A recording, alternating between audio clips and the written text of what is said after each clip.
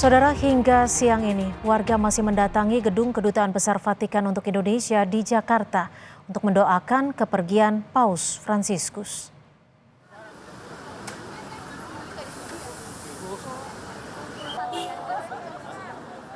Panas terik tidak menjadi halangan bagi warga yang ingin mendoakan kepergian Paus Fransiskus di Kedutaan Besar Vatikan untuk Indonesia di Jakarta.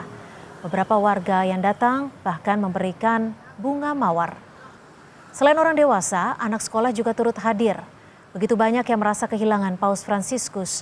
Apalagi tahun lalu Paus sempat datang ke Indonesia dan menaruh kenangan pada masyarakat Indonesia, termasuk bagi umat Muslim.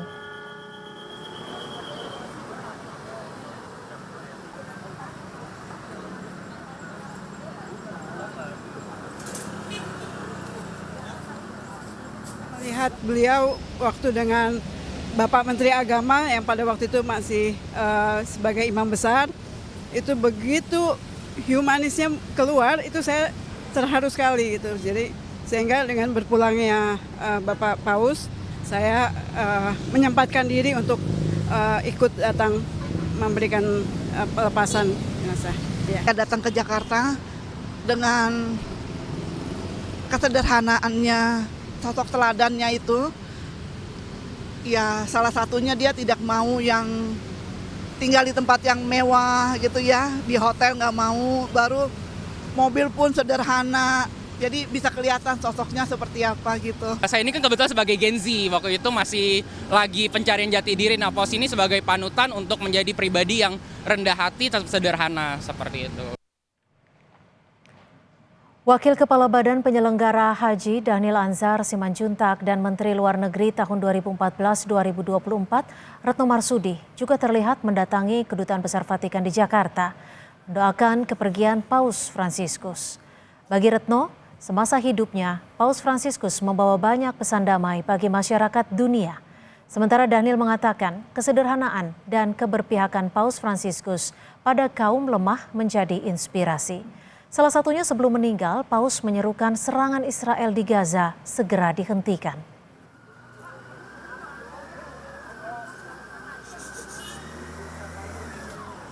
Toleransi bahkan terakhir yang sangat menyentuh kami tentu umat Islam itu adalah dan tentu umat manusia itu adalah keberpihakan Paus terhadap perlawanan penindasan di Palestina, di Gaza.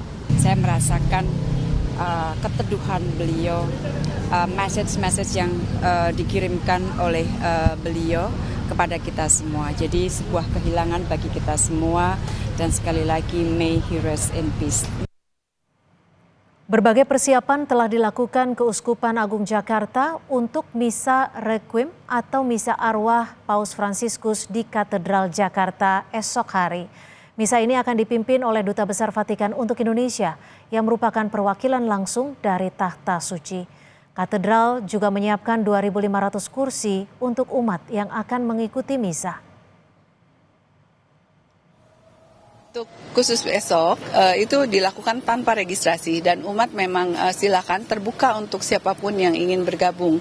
Namun nanti perlu diingat bahwa adanya keterbatasan tempat, walaupun kami berusaha untuk bisa mencukupi karena kami sudah dirikan tenda yang akan diisi oleh kurang lebih 600 kursi di depan, kemudian di dalam gereja sekitar 700, kemudian di Plaza Maria sekitar 400-500 dan Geraha Pemuda Lantai 1 sekitar 450. Jadi kemungkinan kita akan bisa menampung hingga 2.500 umat. Gereja Katedral Hati Tersuci Maria Kota Manado, Sulawesi Utara mengibarkan bendera setengah tiang di halaman depan gereja sebagai wujud masa berkabung atas wafatnya Paus Fransiskus. Pengibaran bendera tahta suci berwarna kuning dan putih ini juga sebagai bentuk penghormatan terhadap Bapa Suci Paus Fransiskus. Sebanyak 9 tiang bendera ditancapkan di halaman depan gereja bersama foto di baliho yang menampilkan wajah Paus Fransiskus. Tak hanya di luar, di depan altar gereja juga terpasang foto Paus Fransiskus.